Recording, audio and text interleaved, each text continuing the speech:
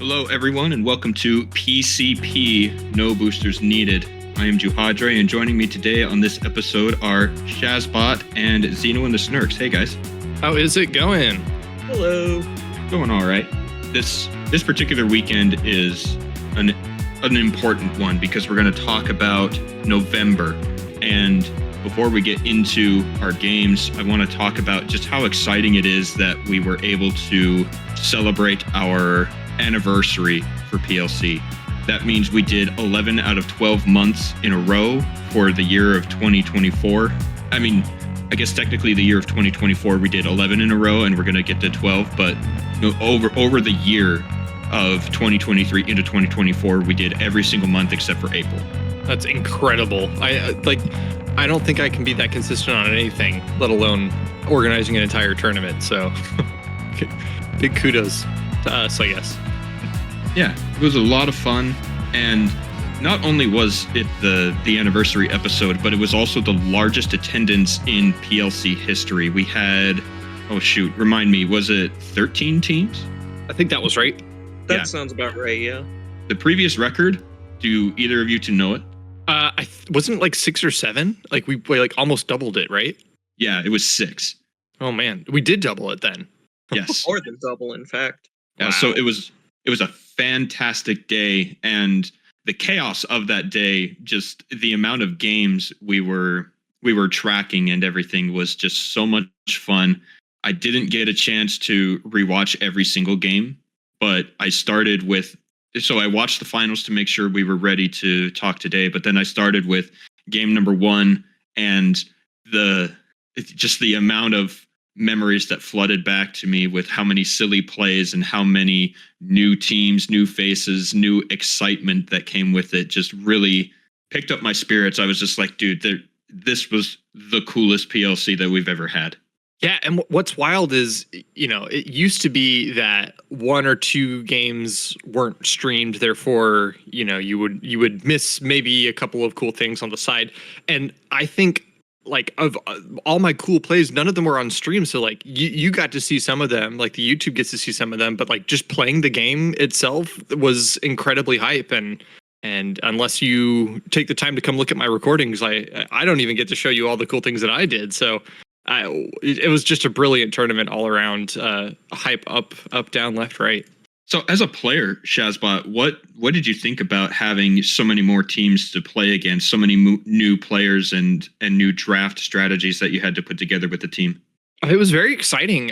My team put in some extra time to get familiar with the other teams, and then realized once the tournament started that we had only looked at maybe half of the teams, and so we would get into game with one of them. They're like, "Wait, we don't know anything about this team," and I was like, "Oh no, that's really cool!" Incredibly fun. We got to interact with some of the players just before and well after, and everyone was real fun about it and very enjoyable. And my team did all right too. We won some, lost some, and I don't like it whenever there's a sweep in either direction. So that was really fun as well. So I want to continue talking about the tournament as a whole because Xeno, you were running QA, and we had some discontentment about the format, and we were able to come up with a new way to look at how we are running PLC tournaments.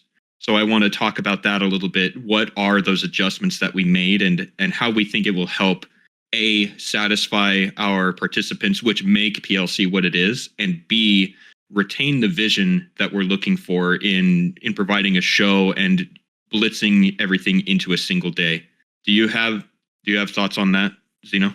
Yeah, so it's kind of challenging because no matter what format you do, there's always going to be advantages and disadvantages. If you want like the best format to figure out who, is the best person to, not the best person, but the best team overall, you would go ahead and just do round robin. However, that leaves us without a finals, and that also leaves us without, that leaves us without finals, and it doesn't leave to any exciting final matches. So In essence, we're looking into other formats and options. For the time being, we are sticking with the Swiss style because that gets the most games to the most people possible. And what we're doing is we're working on videos in order to better explain how the Swiss system works so that, there aren't any issues. And we're looking into potential changes with the Swiss system, like perhaps taking the top 4 teams or so and then doing a final bracket with them. Um, there's been discussions and other suggestions, but we'll just have to see what we can apply and what'll work best. Yeah, so December is going to be the introduction of the top 4 cut. So we'll do our traditional rounds of Swiss, like Zeno was saying, and then instead of only taking the top 2 into a finals, we are going to do top 4. So there will be 2 best of 1 semifinals matches that will be streamed, and then the best of 1 finals. So we're taking away the best of 3, but instead we're putting on 2 semifinals matches and a finals. And so what this will do is it will give those other teams a chance to push into finals. And the reason this got brought up was because at the end of the Swiss stage, we had 4 teams that were all 3-1. And then we had one team who was 4-0, right? So it was just, how do you determine which of those 3-1 teams goes into the finals? And while the Swiss system already figured it out, it did seem a little unfair. There weren't more games for these guys to play and to prove that they belonged in the finals. And so that's our first compromise, is we're taking away our best of 3 and we're going to split it into the semifinals into the finals. And I'm excited for that because that's going to put more high competition into the tournament itself. Yeah, I also I'm glad you clarified that because I've been quite busy recently and I wasn't sure whether or not we were doing the top 4 yet, so I'm glad you clarified that there. So Yeah. sorry about my vague statements. No, it's all good, man. Yeah, and if I can, I feel like I'm the advocate for the players a lot, and I just want to stress to the players that are listening in that a big reason why we do this is so that players of all skill levels can get the most amount of games while not despairing. Right? If we did round robin where we played 12 games and figured out exactly who's the best, and you're 8 games in and you haven't won a single one, it doesn't feel very good. You kind of want to drop out. And Swiss allows us to kind of strike that balance, which, again, has its downsides. But I really think that this is a good change. I'm excited for it. So then will the Krug Killers get a chance into the finals? Are we going to see a top 4 Krug Killers in December? Not in December. Most of us are not able to make it during the holiday break. However, I do hope that 2025 is going to be our year. I have a couple things I want to bring up later in the podcast, but I am very excited about the improvements that we have slated as a goal. Yeah. And I do want to take this time, Shazbot, you are an advocate for the players as a player, but I want to say to our players to please continue to give us feedback like that. Mm-hmm. And to tell us when you are unhappy with something or disappointed. As long as we're all civil and we're talking about this, we're going to make it the best that we can. But to also remember that there is only so much that we can do while maintaining the goal of allowing everyone to come and play as many games as possible. So when you do give feedback, we do listen for sure, but keep that in the back of your mind that we're looking at the scope of getting everybody that we can in. And this goes right to what we've been saying every episode, is keep advertising for us, get more teams in, because when we get enough and we have enough involvement, then we can start doing separate, really exclusive tournaments, right? We can get those 5 teams who really want to play extra on a separate weekend and do a small round robin and really see who's the best. And the more interaction we get from the players and the teams, and the more teams that sign up, the more likely that becomes, and the faster we can get into those types of tournaments. Yeah, I'd also kind of like to add to it, just to kind of explain on the QA side and everything. our thought processes and everything. One of the reasons why we were really big on the Swiss format at first is, as Juhadre was explaining, we want to make sure people get in games, because when they get in games, they get to practice, they get to learn. And on top of that, it feels bad, if you block out, let's say, 6 or so hours of your time with your team for League, then you go ahead, enter a double elimination tournament, lose twice, and then you blocked out the rest of that time for nothing. So this is our way of trying to respect as much time as possible, both for teams that may not always, make it to the finals, while also trying to respect those that are performing the best that day. That way, we give more teams opportunities to be able to be in the grand final. So yeah, we're doing our best to strike that balance. We know that these conversations can be hard at times, but we want you to know that we do listen. We do appreciate when we receive that feedback, because we can't improve PLC and make it better unless we hear what people want. Exactly. Alrighty, guys. Thank you so much for discussing that with me. Do you have any other thoughts on anniversary, high attendance, or format adjustments before we move on? Many thoughts, no comments from here. Okay. Thank you for clarifying, Shazbot.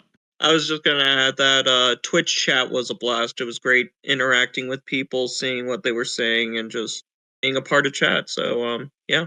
It's always fun on the chat. Alrighty, everybody. We're going to move into our finals discussion. We had a classic in the PLC. It was Team Unknown versus the Fall Guys. And so this is, like I said, it's pretty much a classic now. These two teams have the best records in the PLC. And Shazbot, was it you who found the stats on who has and hasn't won the most? I was not, but I'm interested in them. I didn't write them down. I think that might have been admin, but the whole idea is the team who has won PLC the most is Team Unknown, and it's by a significant margin. It's like 7 or something like that. It's crazy. But then the next highest record is the Fall Guys, but they've done it in fewer tournaments. Like, if that makes sense. Mm-hmm. So I'm a hockey fan. When you look at when teams are playing hockey, they have shots on goal and then goals. And you can tell when a team is a little bit better because they either take a lot of shots and get some goals, or they only take 5 shots and get 5 goals. And that's kind of what the Fall Guys did, is they came in 4 tournaments and won 3 of them. But Team Unknown has been here for, let's see, that would be 11 and won 7 of them. No, not quite 7. It can't be 7 because Fall Guys have won 3, but just this crazy amount of them. And so it's almost always going to be these two teams, and so we'll talk about them. But then I do want to say it won't always be, and come back to some talk on who we think might be able to contend in our new top 4 format. So what did you guys think about the matchup this particular time? Team Unknown versus the Fall Guys in our only 2-game best of 3. Man, I could gush about this all day. I like, we've only seen Fall Guys so much, but the very first tournament they came in explosively. If I remember correctly, they only lost 1 game because they were trying something silly. And man, just absolutely explosive. And then everyone knows how much I love Team Unknown. So when we saw them in the tournament, it was like, no way. This is like the 3rd time that they were fighting each other, and it wasn't clear who was going to win. Mm-hmm. Just wow, what incredible games. Love to see those teams. In fact, in their Swiss matchup, the Fall Guys almost won. It was yeah, if I remember right. So the Fall Guys had a really contentious Swiss portion of the tournament. They lost to Team Unknown, and they almost lost to Salt Lake Community College, but then there was a single play that flipped it on its head. And so they made it to the finals, but it was the closest one that they had in the entire season. Wow. It's almost unfortunate to play sometimes, because I wish I could be in 2 places casting and playing at the same time, but man, I would have loved to see those games more. I need to do my homework. So when I watched these, I felt that it was an uncharacteristic weekend for the Fall Guys. And a perfect example of that was in game number 1. If you guys go, it is on our YouTube. If you go to the finals game number 1, and at 32 minutes, 15 seconds of video time, Team Unknown secures the Baron. And then Elijah from the Fall Guys on Jhin, by the way, flashes over the wall to chase 3 low health Team Unknown players alone.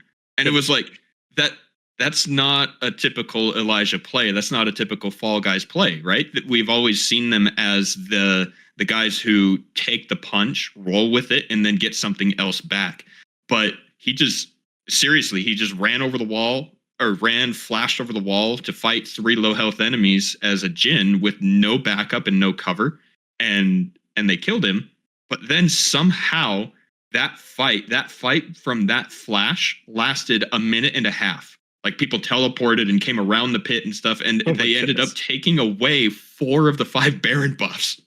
And while turning a play for their own benefit is typical of the Fall Guys, the flash and the positioning of those games was just so uncharacteristic of them. And I wonder if that was just a weird weekend they hadn't practiced, or they were trying the Team Unknown special of just winging it. I honestly have no idea how to describe it.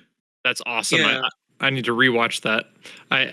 Context matters when it comes to deaths, right? Like, losing 5 people or losing 4 of your 5 people is usually pretty bad, unless you're stalling them from recalling so that the 5th person can take the base. Mm-hmm. So being able to stall out Baron buffs like that, a very, very tough thing to do. Now, knowing Fall Guys from interviews and from my brief chats with them, I don't know if that was their primer and to say, let's stall out Baron buff for all that, or I see 3 people I could potentially kill. Here's the thing. I will say, I kind of get where his thought process was there, because at that point in the game, he was only 2-4 with Jhin. They were down about 2,000 gold. So I could see the logic of, okay, if I can kill at least one of them, that clears out a Baron buff, and that could potentially help us get back into the game, since I'm not worth as much gold at the moment, Maybe a little bit of yes and a little bit of both. And from what little I know about the Fall Guys, sounds like it. Yeah, I can understand that. And we also talked, T-Van and I were discussing how Jhin was such an odd pick. It's not an Elijah special. He's typically more into the DPS instead of this burst that comes out of Jhin. And so I wonder if it was an unfamiliarity and, again, trying to get the best he can with the state of the game.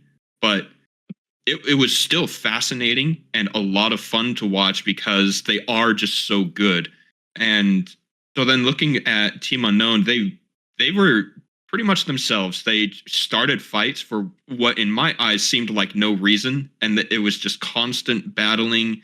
The way they were layering their ultimates, though, was insanity. There was an Amumu ult into Ornhorn into, what's that guy's name? Aurelion Soul ult. Just all 3 stacked right on top of each other in one team fight, and it was so silly. So it seemed like an uncharacteristic weekend for the Fall Guys, but it was just the same old thing from Team Unknown. They start something just to see how it goes, and then they end up winning because of it. It was a lot of fun to watch. So yeah, and I feel bad because that's all I got out of this particular rewatch this time. But did you guys get anything else out of our last finals?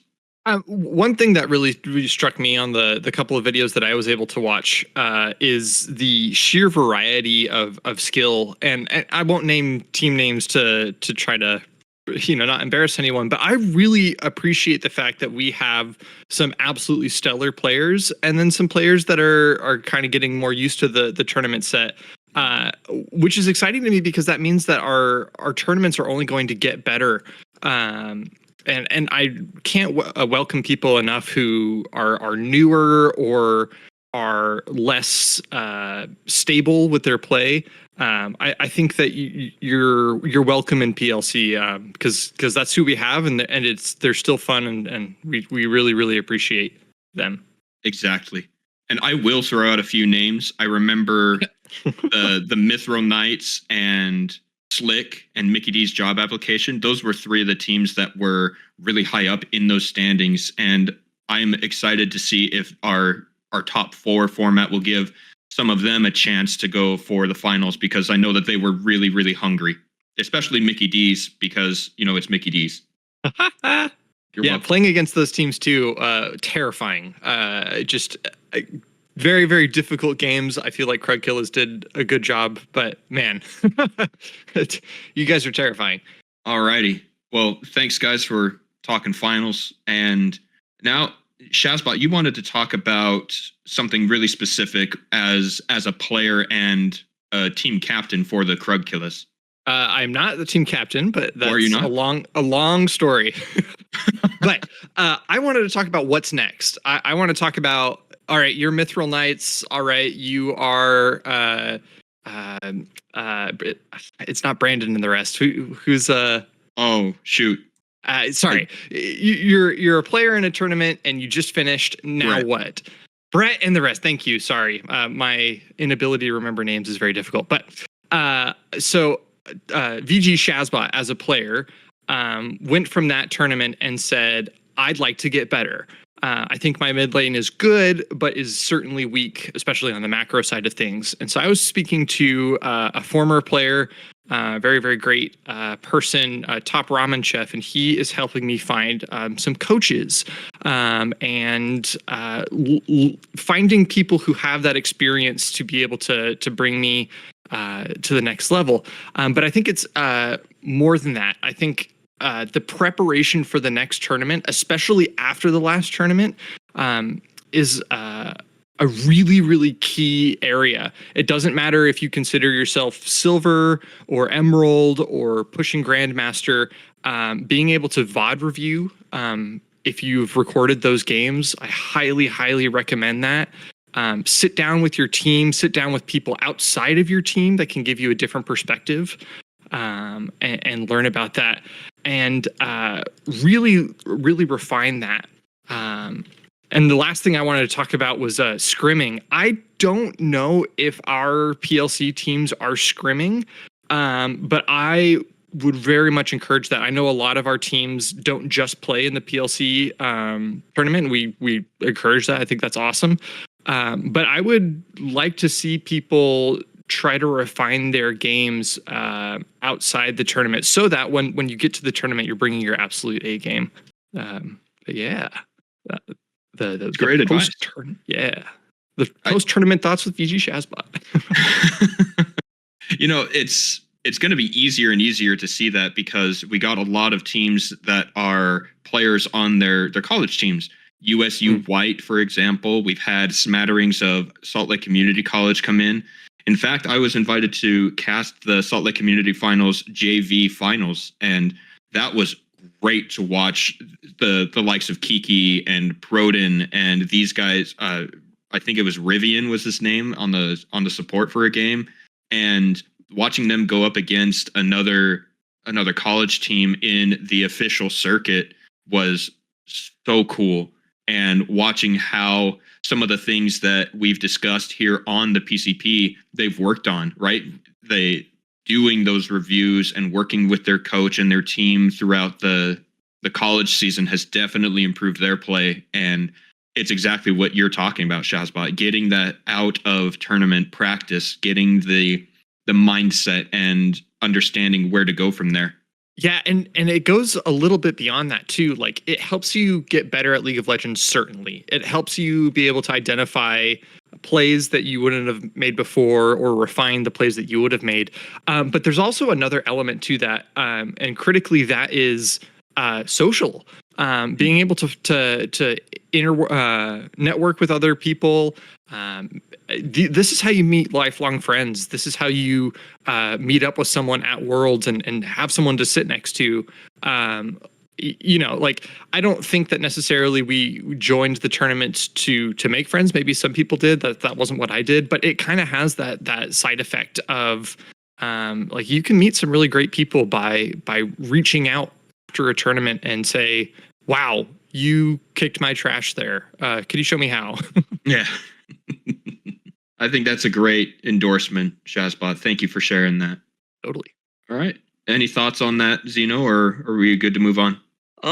Yeah, I just think that it's always, good to see communities grow and to kind of see branches within those communities reach out and be able to interact and learn. So I think it never hurts to reach out to other teams and talk with them because you could both learn a lot from each other that way if you, do scrims or interact or get feedback. Very good. All right. Well, then let's do a quick talk on our patch. We will be on patch 14.24 on our next tournament. And the first thing we need to talk about is Ambessa was released, but unavailable for tournament play for November. So now that she's been around for a little over a month and has her nerfs on the docket, how are you guys feeling about Ambessa as a whole? All right. I have personally felt that Ambessa is pretty oppressive when she's able to get in. However, if you use the right characters against her and kind of work around her dashes, it's not as big of an issue as I thought it would be. I do see why they decided to give her some nerfs since she does have some strong numbers, so that does make sense to me. I will say she was very much more of a monster on the PBE than she is now. Well, that's good to know. That means the PBE did its job. Yeah, because we saw the PBE did not do its job with Smolder when he was released. Absolutely. Absolutely.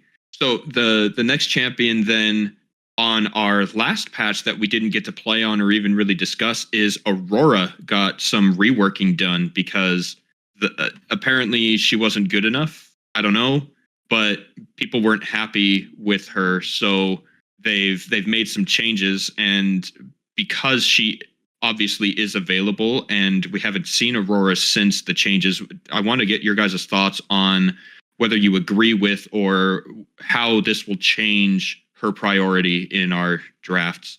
My biggest issue with the Aurora change is the change to her ult. I get, the logic of getting people more ways to escape, but it's just now a glorified threshold that does more damage, that does damage in the middle instead of on the edges. Yeah, I'm with you on that. I think it was a big mistake to take away the full lock-in. It was so, I want to say it's so unique, but then you have to think about Jarvan and Camille who have something similar. But you know, it makes me sad that they took away that bounce to just be this intense slow. I don't like it. I'll have to disagree with you guys. I was cheering a little bit when they made it a slow. And let me tell you why. The difference between a Jarvan or an Anivia or someone with the hard lockdown that you can't hop over, the Camille, is that they're not like the AP burst mage kind of stuff. The Thresh, the slow, he's a tank. He's more of the Jarvan side of things. I guess Jarvan can build more assassin, but that's neither here nor there. I think that the character didn't get a lot of ways to shine outside damage. She came out with some very strange and very exciting utility, and it felt like whenever you were playing her or playing against her, the only utility you ever saw was her invisibility. And now that it's more of a slow, I see more, granted, very few Auroras, but I see more Auroras actually bouncing back and forth across the circles to mess people up. More of that Shaco gameplay that we thought she would be when on release. So do you think that has to do with the longer duration of the R or the fact that it is a slow instead of the lock-in? I think yes, and I think the fact that it's longer and that it's a slow, I think if it was a longer ultimate or a larger ultimate, would have made it just feel bad to play against. Because the way that people were using Aurora ult before the change is a nuke, is just a large Zigzult. And I have not seen anyone compare Aurora to Zigzult, but that's what it basically was. You built the ult reducing AP item on her and then just blew people up. And that was it. It was like, okay, that's no wonder people aren't playing her. She's not very interesting. So, yeah. Okay. So, see, in my eyes, instead of why don't you just tune down the damage then? You tune down the damage and then keep it the lock in and let her use her new movement speed on her W instead of on her ability stacking and be that assassin like the Shaco and bounce around the sides. That to me sounds like it would be better, but I also don't see a lot of Auroras or play against a lot of Auroras, so maybe your experience with it is going to be better. I just and when you talked about the Camille, have you been hit by a second Camille Q late game? Oh, 100%. But and she and she represents the other side, right? Like I think Camille would feel like Camille is oppressive and she feels bad right now. I totally get that. But can you imagine if Camille's damage was in her ultimate? It would just be strange. Like, yeah, it's hard to describe why it feels so weird that Aurora was used for her damage. To me, it's like, okay, let's begin this crazy fight with Aurora, but people were using it to end a crazy fight. And it's like, oh, okay, well, I don't know. So I was happy by the changes. We'll see if it stands the test of time. I know I tend to be a little bit of an apologist for Riot, but I was saying that they needed to make this change on release, let alone recently. And I do agree that a change needed to be made. I hope that we do get to a nice place with Aurora. Absolutely. Amen. Mm-hmm. I do want to point something out that I just kind of thought of now with the Aurora ult. If the concern was they didn't want her using it, at the end of fights to kind of finish off the fight, what they could have done is just made it scale off of current health for the damage. That's true. Yeah, it's so, you might find this weird. I'm kind of not happy that there's damage on the ult at all. In a weird way. I'm with you. Yeah. I told Zeno that exact statement when he told me about the release. I said, it deals damage? Yeah. Why? And it's so strange because I'm pretty sure, like, I keep bringing up Camille. I think Camille's like a great person to draw off of. I do think that Camille gives you bonus damage on the targeted person. Now you never think of it that way, but it does. And you never use Camille ult to be like, aha, I'm going to get 1% max health. Yeah, I forget the exact damage on the ult. I'm a bad caster. But it's just it's so strange to me that people were using it as just another nuke option. Yeah, I'm with you on that. What it is for Camille is that her auto attacks deal bonus magic damage based on the target's current health. Current health, not max health. Okay, I was close. But yeah, I have not seen, or at least I'm not in the mind of a Camille enough to say, aha, let me ult this Mundo so I can get more current health on him. No, I'm saying let me ult this Mundo so he doesn't just push the R button and then walk away from me. All right, let's move on to Poppy. Poppy is a champion we've seen in the PLC before. I think she's a very strong champion, and she got some adjustments, let's say. And I don't think it's a bad thing, right? They've reduced her base armor so she's not oppressive in the early game, but then made her a little bit stronger with her scaling.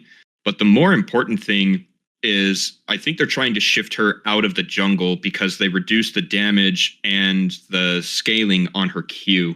Yeah. So, funny thing about that, if you look at the patch notes for that, they actually said the purpose of the adjustment was to kind of get her to leave support a bit. Oh, well, I was wrong. Because even though it starts off with lower base damage, it does get higher with level. Like, to the point where it's 10 damage higher at max level, and then the scaling was increased by 10% bonus AD. Okay. And you know what, though, Ben, I don't think your instincts are wrong with her clear speed. It will definitely impact her clear speed. Poppy is a champion that, like, if she's strong, she is oppressive, and it doesn't matter what role she's in. It's one of those things that I'm sure rioters are sweating because once Poppy gets unkillable, it's so frustrating. Yeah. It's so frustrating to play against. And her in that support role, is very strong, not only because of her CC, not only because she's very hard to kill, but she does everything very, very well as long as her numbers are kept high. Once her numbers start to not make sense, you have to be a very good Poppy to make her work, especially in support. So we're back to original Poppy pre-rework. Kind of. So, I do want to say though, to add to that, Jihadre, that yeah, but I think your observation is correct that one of the indirect impacts it's gonna have is it's definitely gonna affect her early clear, because 10 damage can make a big difference with jungle early on. Absolutely. Okay, next up on the list is Rel. We haven't seen a lot of Rel, but she was another champion who got hit with a rework on our last patch, and I wonder if the changes will bring her to prominence in the PLC. Do you guys have any thoughts on that? I think Rel is an incredible support. I honestly am surprised we don't see her more in PLC, not only because she's so strong, but because I think the playstyle of some players, some support players in particular, kind of vibe with Rel's playstyle. But yeah, I'm actually looking at some of these changes and I'm like, wow, Rel is going to be a little frustrating. I'm glad I'm not in the bot lane.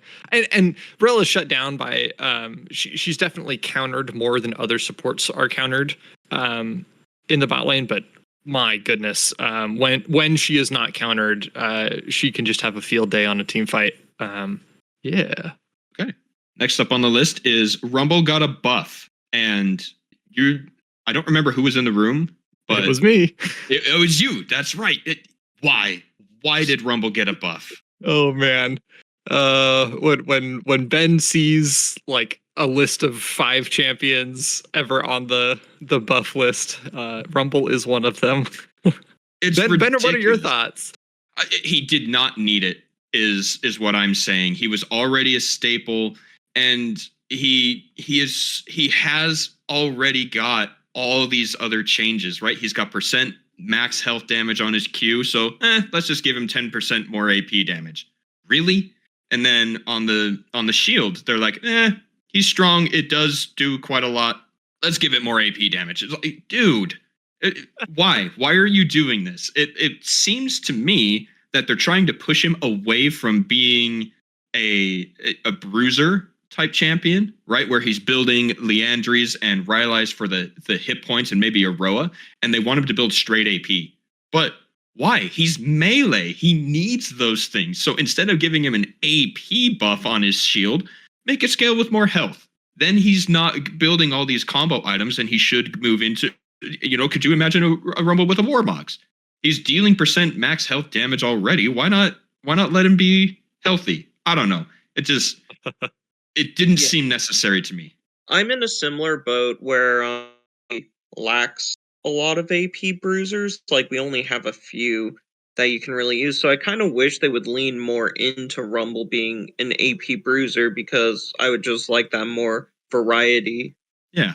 Similar to Gwen, right? She's another melee AP user. I think that those types of champions are so unique that they shouldn't be just AP blasted, right? Give them something else. Don't give AP scaling like that. Give him a reason to use the close upfront damage, like by giving him maybe some more resistances, up his movement speed by 3, something like that. But those are my thoughts, at least. I know that I'm passionate, and it's okay. I think. Is it okay? I think it's good to be passionate. Yes. Okay. It. I think as long as you drive the passion and the passion doesn't drive you. Ah, yes. Wisdom from Shazbot. I love it.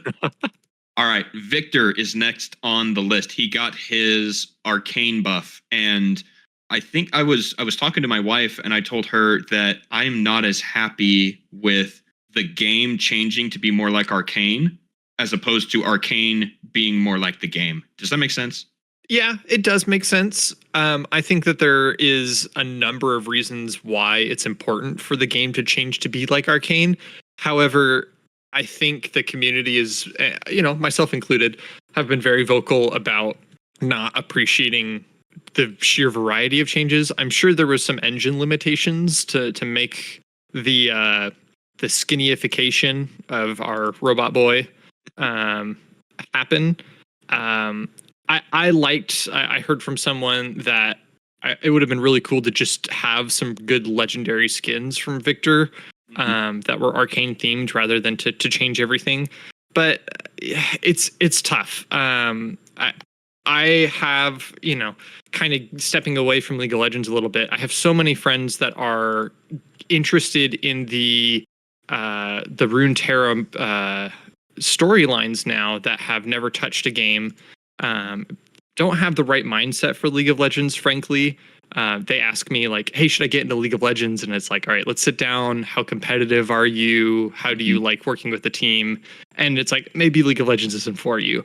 Let's try the card game instead. The card game's great.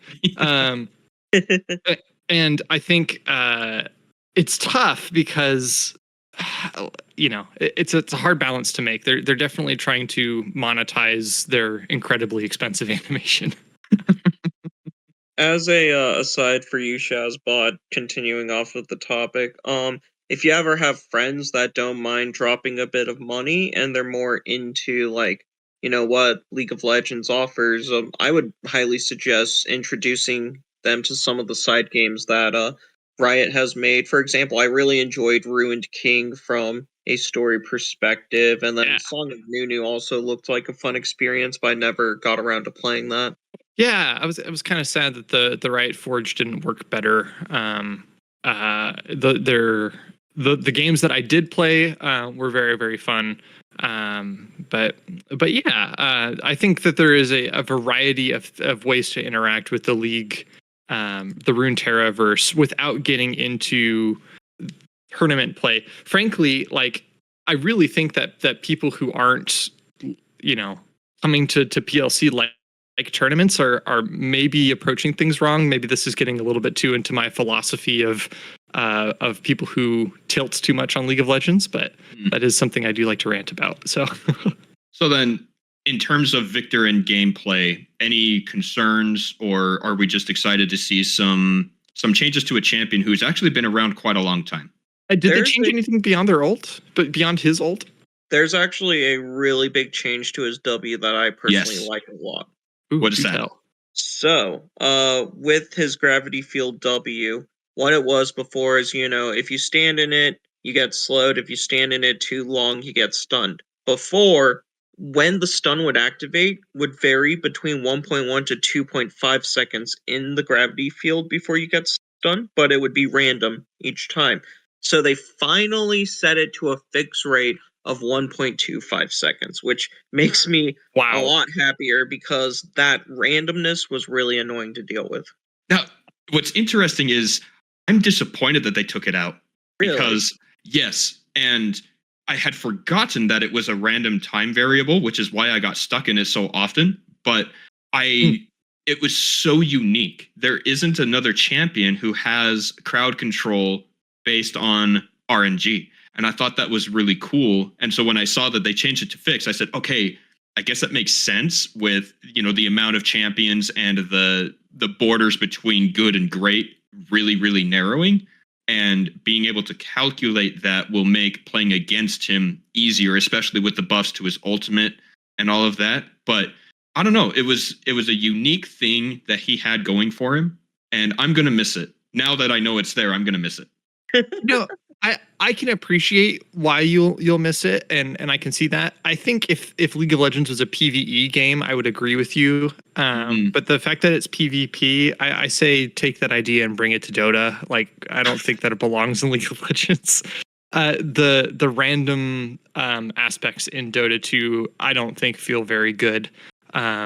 It's something that's big into card games as well. If you're doing a card game versus bots, random elements are very exciting. Oh man, I didn't get the full stun, or oh man, that was a really fast stun. But against PvP, it feels more personal.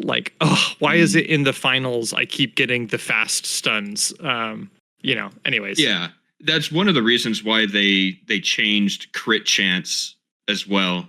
I remember they had a long discussion about that because, all the way back in the days when you could put a single crit chance rune in your 1%, rune yep. page. Yeah, that 1%. And every once in a while you just get shot for 400 damage for no reason. And it was hard to predict because it was 1% chance, but it's not. That means that 1 out of every 100 auto attacks, it means that every single auto attack has a chance to just pop you for no reason. And if you got 3 lucky crits in a row, it was ridiculous and it was super frustrating. So I understand. I will miss it. Sure. The other thing is not only is here's my thing. I think consistency is more healthy. So for me, like the consistency is not only good for Victor players because they can time it, but it's also good for other players because they can know what to expect and don't have to take that gamble. Yeah. And I do agree with you guys that it is going to be better for the game. I do agree with you. It's the key word that Zeno said. I think it's like choices for League of Legends need to be healthy. I think they will always pick the healthier pick rather than the fun pick. If you go into something crazier, then they're going to always pick the fun pick instead of the healthy pick. Something like Vampire Survivors or the PvE game mode for the card game. They're going to pick the fun pick just because who cares about balance? You're playing against bots. But when you're playing against someone with that only can play a couple games a day and just got home from a long day of work, it really, really matters to be consistent. Agreed. Okay. Any other thoughts on Victor before we move on to the last champion that really needs to be talked about? Final thing. I like that they made his ults grow. I'm so excited for Victor to get a pentakill and to have it just gigantic. Like it doesn't do anything, but it's awesome. What you're saying, because it grows, what you're saying is we need to go into like practice tool or something and get it so that it's like an Aurelian Soul E and we want to cover the entire map. Yeah, somehow, man, I wish we could set respawn timers or something like that. Just keep having them teleport back in. I guess the multi-man practice tool is coming in soon, so we'll see. Is it really? Yeah, that's something that they're beta testing very soon. I'm very excited for that. Speaking of ways to practice, so the just so you know, the ults only stacks up to 6. Dang it. Up to 6 at there's only 5 players, so still pretty big. Hint that Hexakill's coming back? I don't know. Yes. Let's do it. All right, guys, let's talk about Warwick. Oh man. Yep. The last episode we talked about how he probably didn't need these buffs. They were things that Warwick players were asking for and it was going to feel good, but then they buffed him again. And go ahead, Shazbot. He's crazy. I don't like it when my champions are in the limelight because it means that a buff or a nerf is going to come soon. And usually when the nerf comes, it leaves them in a worse state. Maybe this won't happen, but I've been burned too many times. He's insane right now. Y'all, if you need some free LP, play Warwick. He's not hard to pick up. He's got a little bit of a learning curve to understand why he's different, which is why he wins a lot of games before the buffs. But oh my goodness, they've already hot fixed him. That was what was coming. It's crazy. Yeah, he's still strong. Vandril made a video about it. He said there was a problem with the W where you get the attack speed for so long that when you procced it, you could literally instantly get PTA on a champion from a minion. Yeah, you just had, constant lethal tempo, but you could stack it against a minion, who cares? So the hot fix was actually pretty extreme here. The increased mana cost on his Q, cooldown significantly increased early game on the Q, and the W attack speed duration went from 0.75 up to 2.5 seconds, right? That was the buff they put. And the hotfix is 1.25 seconds now. Like, that's enormous. Yeah. And all of these changes are targeted towards top lane Warwick. Jungle Warwick is not going to care that a Q is going to come out a second or two later. Even 4 seconds later, it's not really going to change his clear speed that much. By the way, Warwick's clear speed not very good. This is all targeted towards top lane Warwick, and let me be the first person to tell y'all he's still strong, y'all. He's still so strong. It's good that they hotfixed him and nerfed this. He was strong before they started making buffs. So yeah. The interaction I always thought was crazy with top lane Warwick was the shield summoner spell interaction, where you could use shield to stay alive, but you would still get the increased healing from the Q. Yep. Yeah. Yeah. Barrier is what makes top lane Warwick more than a gimmick. Yeah.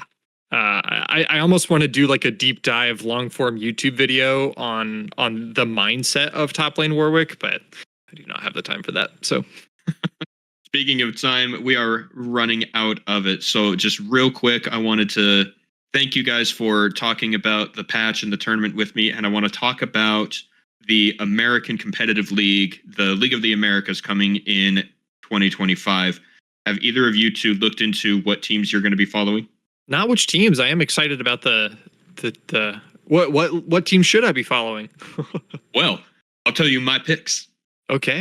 In the north, and remember, we have a north and a south region now that will be vying for the ultimate title. They'll be traveling back and forth for the various tournaments and everything. In the north, two names that people who watched the LCS should know are FlyQuest and Team Liquid. I think that these two teams, first of all, performed exceptionally well at Worlds. Well, I guess one of them did. But, TL did really well against T1 for a while, and then FlyQuest just knocked them out again. It's so funny because FlyQuest knocked them out of the LCS finals. They beat them even though they were supposed to lose, and then they did the exact same thing in the exact same amount of games in Worlds to move on to the knockout stage. It was brutal. So watching these two teams and how they grow after their Worlds journey and being two of the long time LCS names that are staying in the TLA is going to be fascinating. 100%. And then moving to the south, I spoke Spanish on my mission that I served way back in 2009, and so the Latin American teams hold extra flavor for me. So Leviathan, it means Leviathan, so the big mythical monster. I want to watch them, see how they do.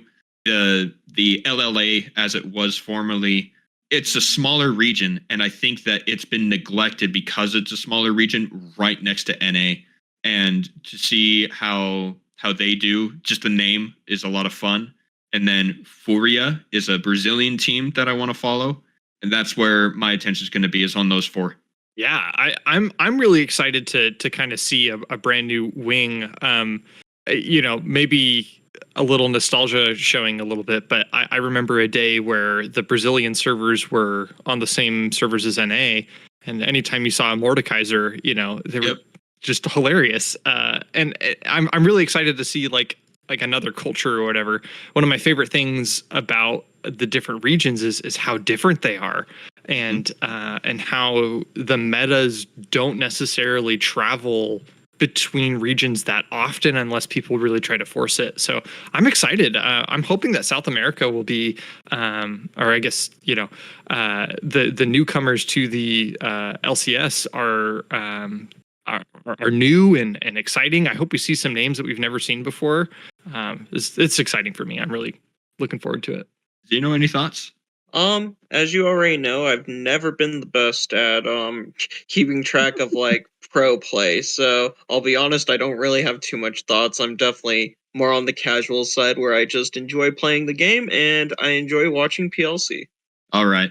Well, I'm excited to see what this does for the Americas' chances at Worlds. There has been talk about how the number of teams and players makes China and Korea so much better. They have so many more people on the server all the time that it means they have better teams, or how in the LEC there was only one team who was good, and so that brought their level of competition down.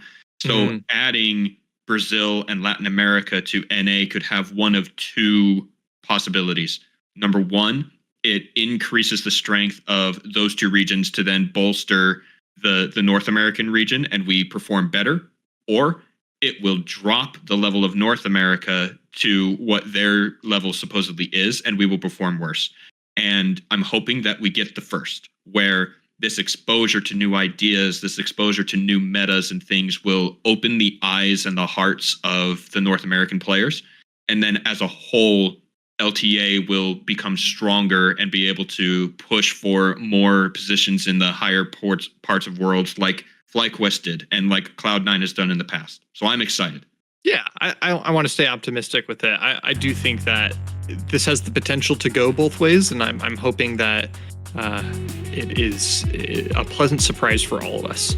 Yeah, all right. It's always good to see that kind of growth and change. As someone that enjoys watching the fighting game community, it was really cool to see an American win a Street Fighter at EVO, because I believe it's been over a decade since America has won at Street Fighter at EVO. Well, it's been 14 years since NA has done anything at Worlds, so we're getting... Alrighty, everybody. Any other thoughts before we close out, guys? No, thanks for having us on. Right. My only thought is PLC is awesome. Keep watching, y'all. Okay, then with that, thanks so much for listening to this episode of PCP. We'll be back after our next tournament, which will be December 21st at something we forgot to discuss, 2 p.m. Pacific time. Okay, we're moving it an hour earlier because we added some extra games. So December 21st, Saturday, 2 p.m. Pacific time. You can find us by searching Progenitor Circuit on YouTube, Twitter, Instagram, TikTok, and Twitch. And don't forget to sign up and play in the tournaments on Start GG. We'll see you there.